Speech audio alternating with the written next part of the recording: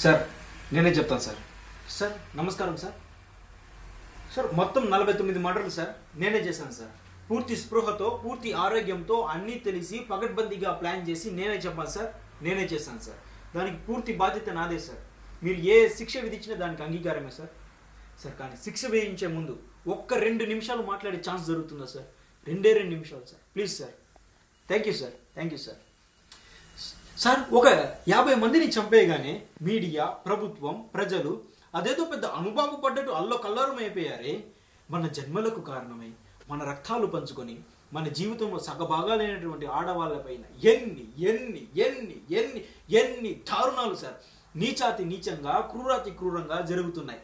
ఒక్కడైనా సార్ పట్టించుకున్నాడా? ప్రశ్నించాడా? నిలదీశాడా? పోనీ ఆపే ప్రయత్నమైనా చేశాడా? అసలు ఏం జరుగుతుంది మన దేశంలో? మన అమ్మలు, మన అక్కలు, మన చెల్లెళ్ళు, మన కూతుళ్ళు ఇంటి నుంచి బయటికి వెళ్ళి తిరిగి వచ్చి ఇల్లు చేరేంత వరకు ఎందుకు సార్ భయంగా ఉంటున్నాం? బిక్కుమని ఎందుకు ఉంటున్నాం? అరే వాళ్ళు ఏమన్నా ఎడారిలోకి బాంబుల మధ్య అడవిలోకి ఏమైనా వెళ్ళిపోతున్నారా? మనలాంటి మనుషుల మధ్యకే కదా సార్ వాళ్ళు వెళ్తున్నది.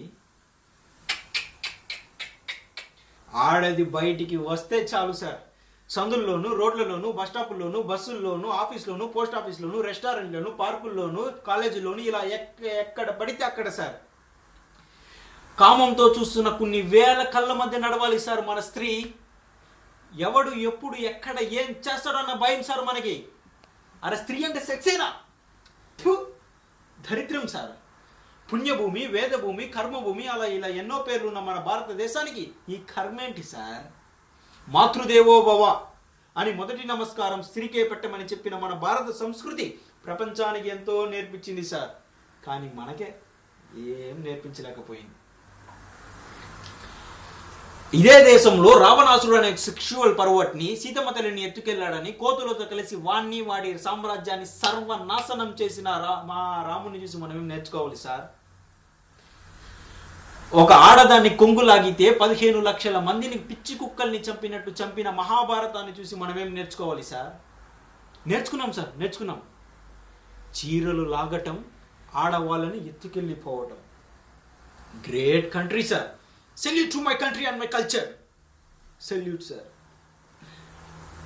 పోలీస్ స్టేషన్లు, సెక్రటేరియట్లు, కమిషనర్ ఆఫీసులు, సెక్రటరీలు, ఇలా ఇవన్నీ మనము నాగరికంగా బతకడం కోసం కొన్ని వేల లక్షల కోట్ల ప్రజల సొమ్ముతో మనంతట మనం నిర్మించుకున్నటువంటి ప్రపంచంలోని అతి పెద్దదైన డెమోక్రటిక్ సిస్టంలో ఆడదానికి సేఫ్టీ లేదు సార్.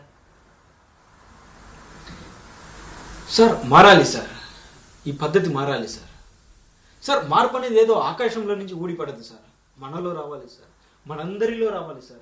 మన అమ్మలు మనల్ని భద్రంగా కడుపులో దాచుకొని కనీ పెంచినందుకు కనీస కృతజ్ఞతగా మన చుట్టూ ఉన్న ఈ ఆడవాళ్ళని మన గుండెల్లో పెట్టుకొని కాపాడుకుందాం సార్.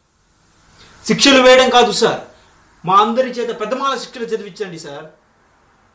నా ఈ ఆటవిక అనాగరిక సమాజాన్ని తీసుకెళ్లి మళ్ళీ బడిలో వేయండి సార్, బడిలో వేయండి సార్. ఆడవాళ్ళ గురించి చదివించండి సార్, అమ్మతత్వం నేర్పండి సార్. అంతే సార్, అంతే.